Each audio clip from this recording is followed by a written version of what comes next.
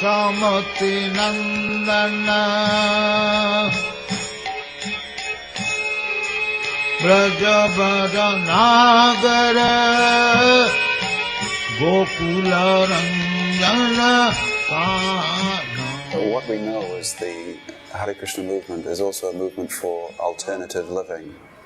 Alternative living means a social structure, a way of living, gaining one's food, pursuing an occupation, having an education that is alternative to a modern society that in some ways many sociologists and analysts can see that it has taken a detour somewhere. We're not quite sure where it has taken a detour. I'm from London, England, and we have a history in England of the Industrial Revolution. We were the first country in the world to have an Industrial Revolution. In the mid to late 1700s, they discovered the steam engine, and we were bringing in raw materials from different parts of the world and producing manufactured goods, etc. Probably that history is taught to many school children around the world. What many people don't realize is that before the Industrial Revolution, 85% of people lived on the land and lived off the land. That means they were very close to the source of food production.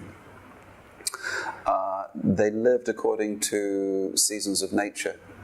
That meant that where you lived, what your house was made of, the food you ate, and the climate around you was very much tied in with a notion of nature and God. So man, nature, and God was a psychological triangle for people in those days. You could also say that religion was very much linked to the land because of the rhythm of the seasons. This is natural that people add religion to their life along with the different seasons. When people talked of commerce, they didn't so much take money or wealth to be the paper or metal symbols for wealth, but they would trade commodities.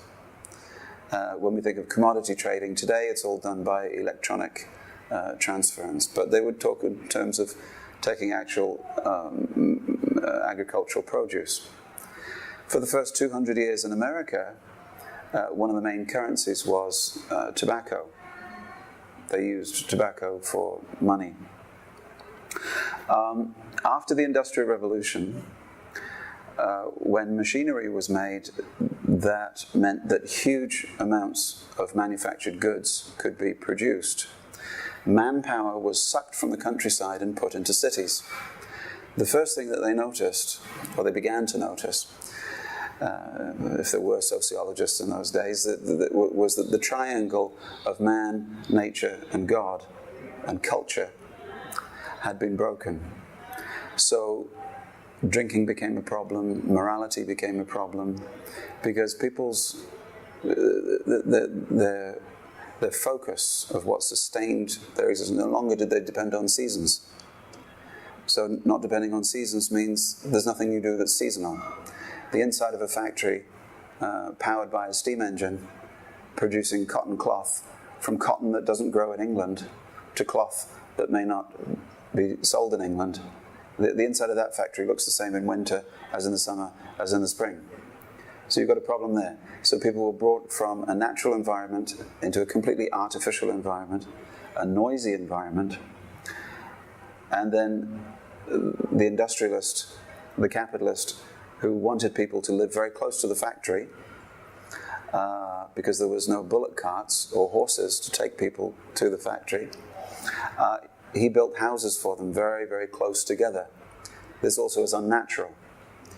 And it led to some of the first slums in the world. So Britain had the first industrial revolution, but it also created the first slums. Slums are an immediate byproduct of people moving too fast and too many into cities for industrial development. The problem with this is that people moving too close together, diseases social diseases and physical diseases. Typhoid, cholera, were greatly expanded by an inadequate sewage system.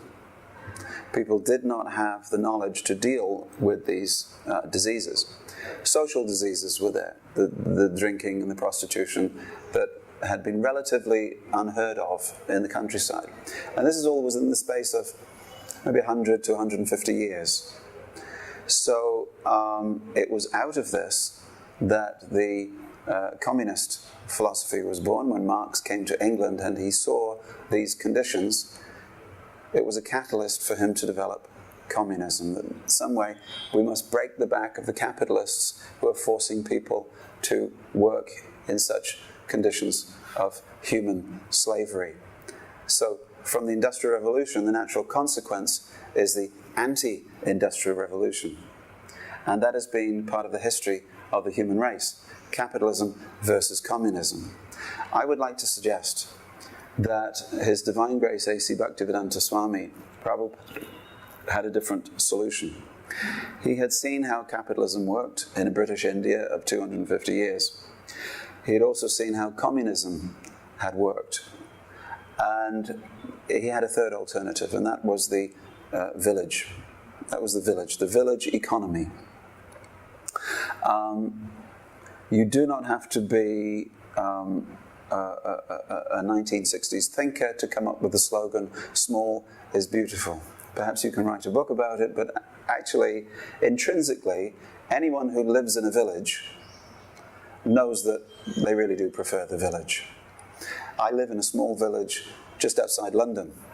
And when people come from the big city of London, which is a big city, 10 million people, in the 1800s it used to be a number of small villages, and they all got joined together to form this massive conurbation as big as a country.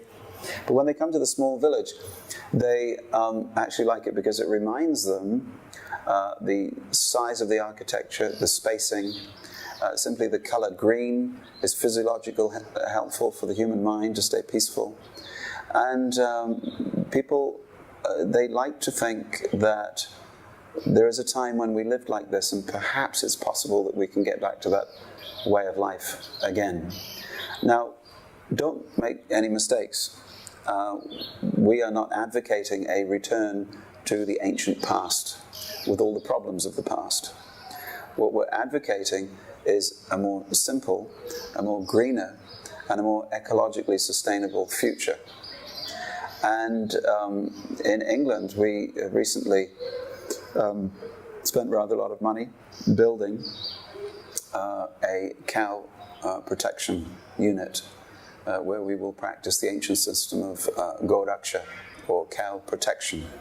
That means that cows and bulls are allowed to lead their natural life. We have 80 acres, and quite recently Patrick Holden, the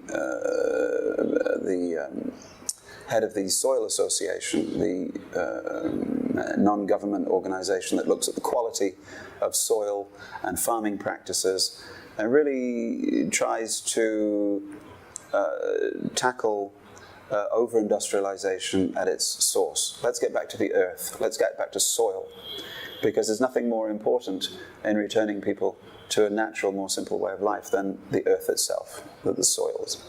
Soil that hasn't been leached by pesticides and weed suppressants and all kinds of cash crops. Let's talk about nourishing the soil. And when he came recently to see the project, he looked at it and he said, you know, this is the way of the future. And he has very little religious interest, I would say, but just looking at the process of creating small villages. When the founder of the Hare Krsna movement was asked, what does that mean? He said 15 families. 15 families who live together, each of whom performs a different occupation that can support all the others. So there's a contract between 15 families. I will not use pots from outside the village. I will only use pots from this village, because otherwise, how will this potter stay buoyant? And similarly, by everybody being interdependent in a small village, then life can be sustained. And life can be sustained in a way that is peaceful. because people know each other. They don't argue as much, because youth grow up with 30, 40 adults. Then youth have a relationship with all of them. It's not just in Africa that they say it takes an entire village to raise a child. We say it in India also. It takes an entire village to give a child, a growing child, the morality, the nurture, the spirituality that he or she will need as an intelligent, active, compassionate human being. And it's because in a modern city, people really don't know each other at all. You don't know the person who lives 3 doors this side and 2 doors that side. So you grow up anonymous, you grow up unprotected, unnurtured by the rest of adult community. Therefore, you feel that you don't fit into adult community. So you form your own community. So the modern day cities of Europe and America are being filled up by gangs. Gangs of unproductive youngsters who have nothing to do, and there's no nature for them is concrete. So what a bleak prospect for the human spirit to look out of your window and see concrete. But if you can look out of your window and see a beautiful village in which all the glories of nature are there, in which all the products that you need are coming from the earth, then there's a reassurance there that perhaps there is a supreme intelligent being that has provided all these things, and I can live in harmony. And because this has been arranged for me, maybe I can now arrange things so that I can be compassionate to others. So a small village is a stimulus for community cohesion, for integration, for spirituality, and for the human qualities which diminish in a city, just by necessity, just by poor design. These days all over England, we're knocking down buildings that were built in the 1960s of 12 floors, 15 floors, big skyscrapers, where people who had less money were put to live. Social housing, it is called. In the 1800s, they lived side by side in small boxes, and in the later part of the 20th century, those boxes were stacked on top of each other. But it's still demeaning, and it means that people don't interact. So we're knocking all those down, because now architects have said that this was an experiment that went badly wrong. But I would like to suggest that for many thousands of years before we started experimenting, just 300 years ago in the 1700s, there was a way of life which had remained comparatively unchanged for centuries. I would like to suggest that if human society will have a sustainable future, it's to look at that way of life, take the elements, and begin constructing for ourselves green villages, small communities, where we can actually develop the techniques of sustainability and live happy and peaceful lives on into the future.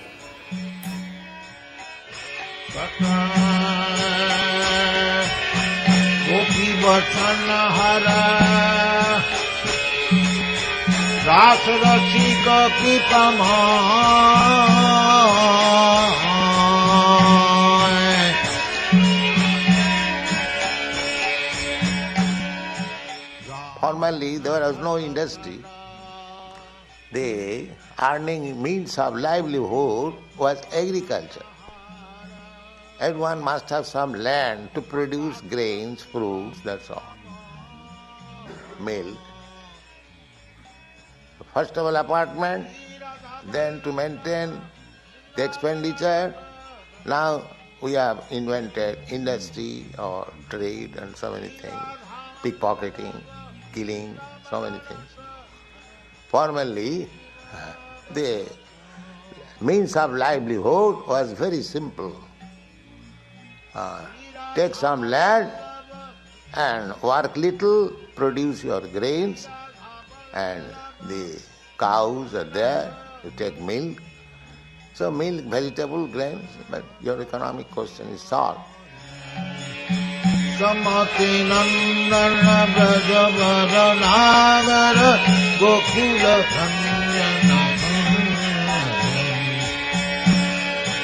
Yasamati Nandana